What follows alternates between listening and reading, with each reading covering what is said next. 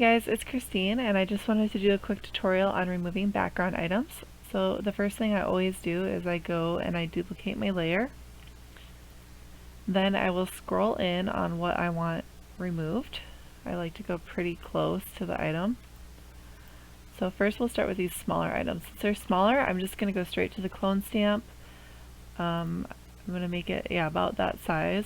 Not too much bigger, not too much smaller.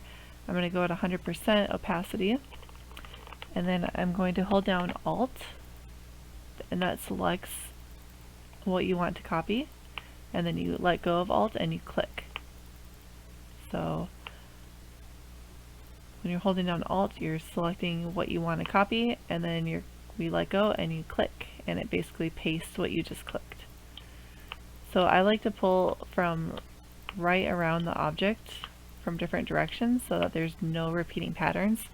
Repeating patterns tend to look pretty unnatural and draw the eye to it.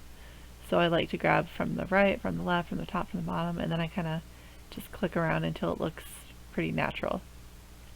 Since these are bigger, I'm going to go over here to my lasso tool, and I'm going to select this. You want to keep it as small as you can. Then you're going to right click. Whoops, sorry, that was a mistake. And then you're going to go to fill, and you're going to click content aware, not color, content aware, and then I do 100% normal, okay, and that gets you generally in the right direction. It usually needs a little bit of cleaning up, but it usually does a pretty good job. Same thing. As you can tell, see there's two repeating patterns, and the little M shape and then this little shape. So to me, that's super noticeable. It probably isn't when you zoom out, but I don't know, it just bothers me. So then I'm going to go back to my clone stamp. I might drop the opacity a little bit, and then just kind of click over some of the repeating patterns to kind of blend it and make it look more natural. I usually do 1 to 2 clicks before I select again. And I don't know, that still looks unnatural to me, so I'm going to make it even not that big. Bigger. About this size. And maybe reduce my opacity a little bit more. Select the untouched lawn and kind of click it over the edited lawn. Just trying to help it blend a little nicer.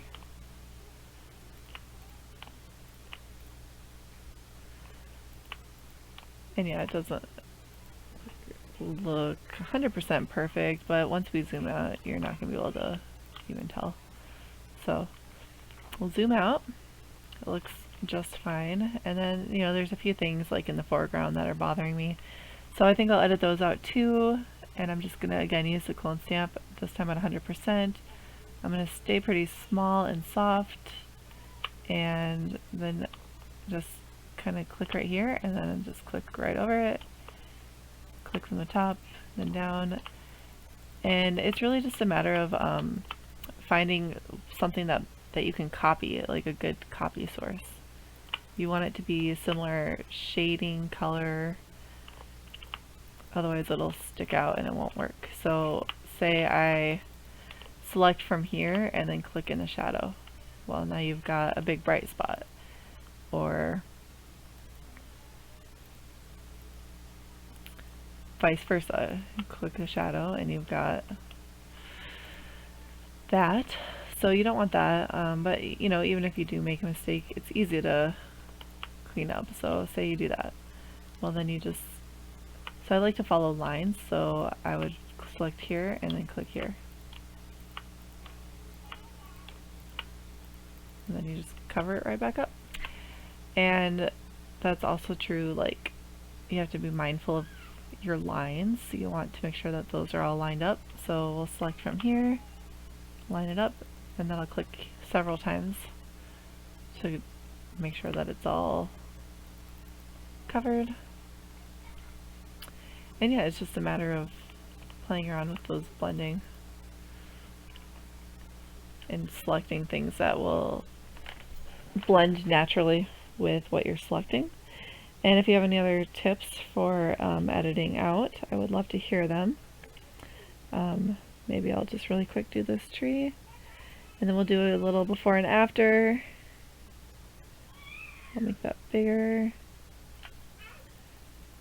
Tree doesn't really add anything to this photo.